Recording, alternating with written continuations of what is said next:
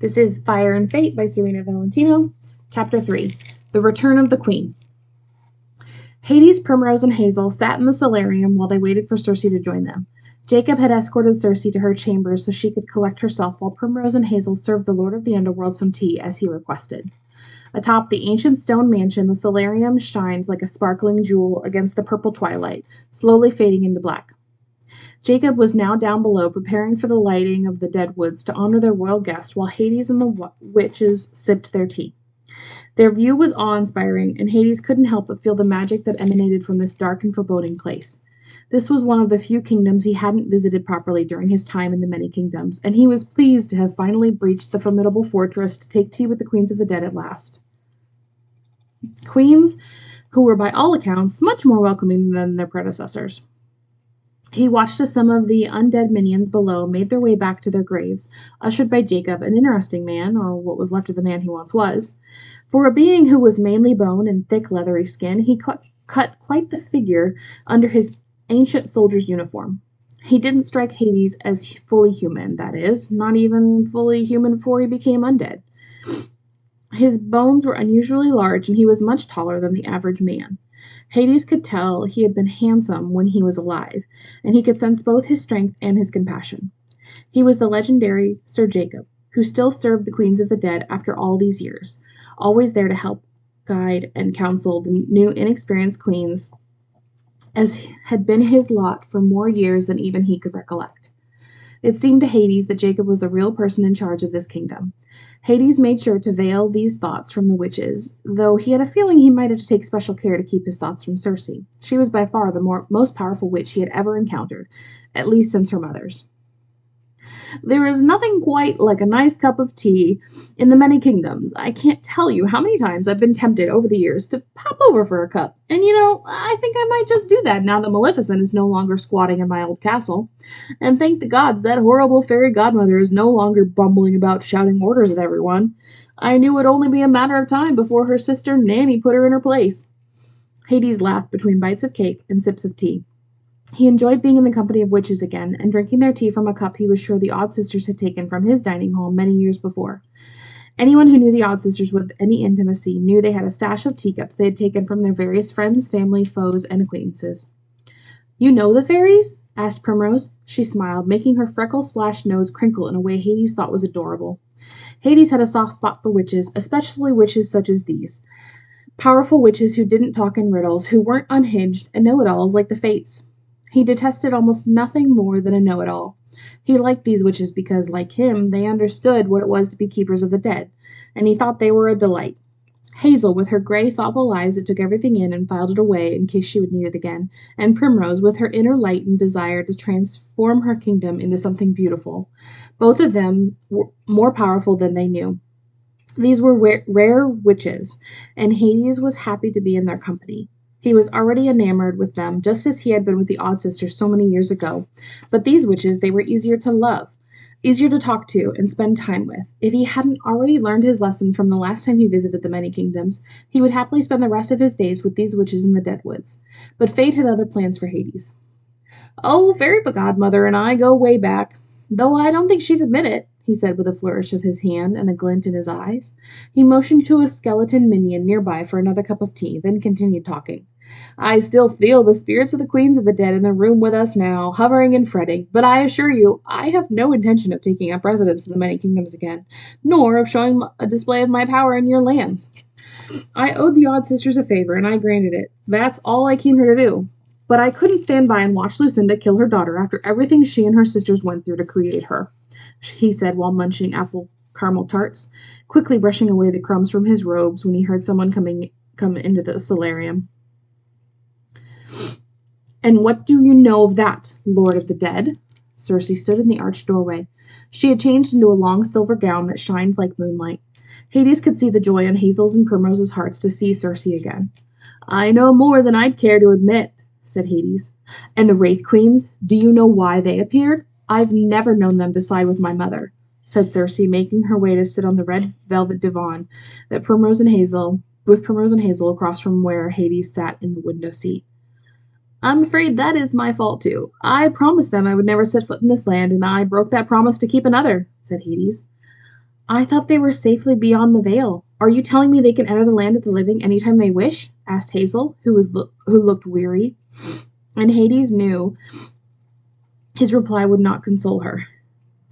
All too easily if disturbed, but these are things you should already know.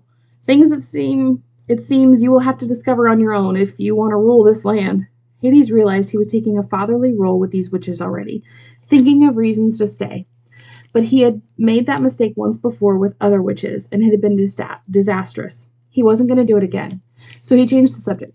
But you're safe for now, and I'm happy to see you looking so well. It's a tragedy the little Queen Snow White isn't here to welcome you home, Circe. I feel her sorrow heavily in the air, drifting around us, mingling with the many wraiths that haunted this place.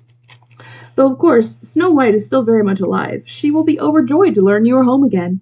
You must send her a raven the moment you can, he said, taking a slice of the pie the skeleton's servant handed him.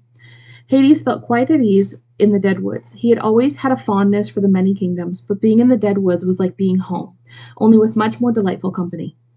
Hades thought there was nothing quite like being in the company of fine witches. Circe was everything he had imagined she would be. What else could she be but brilliant when she possessed the best parts of 3 of the most powerful witches in history? She surpassed even the original Circe in Hades' eyes, but that was another story, for another time and place. You realize your abilities are even more powerful than your mother's, so let's hope the next time Lucinda goes all Macbeth on you, you won't hesitate to put an end to her madness. And you can always call me if you need help. It wouldn't be the first time I was summoned by witches, he said, motioning for another slice of pie from the skeleton servant, who stood near a long table that was covered with plates of cookies and pies and cakes, and pots of different types of tea, sitting upon magical flames that kept them warm. And how would we contact you? Asked Circe, narrowing her eyes at Hades as he got up and lifted all the lids of the various teapots, sniffing them to see which he'd like next. One of your mother's magic mirrors, of course. I had 2 of them, actually, but I think I left one behind in the Forbidden Mountain. I hope Maleficent made good use of it, he said, taking the pie from the skeletal creature who had been waiting for him to select which tea he would like before handing it to him. By the gods, this is the most delicious pie I have ever had. We don't have pie in the underworld, or ice cream. Did you know that? It's a travesty, a crime! Just one of the many injustices I must endure. I forgot how many delectable things there are to eat in this land. I appreciate you indulging me. Honestly, I just wanted to satisfy myself that the new queens of the dead were up to their duties. Something I would have been obliged to do, even if we weren't already tangled in the same strings of fate. And, of course, there is the matter of offering my sincerest apology and my help, if you will take it. And that, ladies, is something I rarely do, so please, let's not spread that around. What is it that you rarely do, Hades? Apologize or help? And Hades laughed, realizing Circe had a bit of her mother's wit after all. Well, both, to be honest, but I meant apologize. You see, I'm the reason the Odd Sisters are so odd-sistery. The party moved their gathering into the library. The ladies rarely spent time there, though it was one of the most beautiful rooms in the mansion. Hades sat on the massive stone love seat adorned with carved ravens, his hand resting on one of the ravens' heads. As long as his long spectral robe his hand resting on one of the ravens' heads as his long spectral robe writhed contentedly on the gray stone floor. Circe was sitting in a chair to the left of the stone fireplace. Above it was a portrait of her mother when they were still young women. She deliberately sat there so the painting would be at her back because when she faced it, she felt their eyes were upon her, chastising her for what she had done to them. The fireplace was flanked by 2 large crows, carved from black marble, or maybe it was onyx.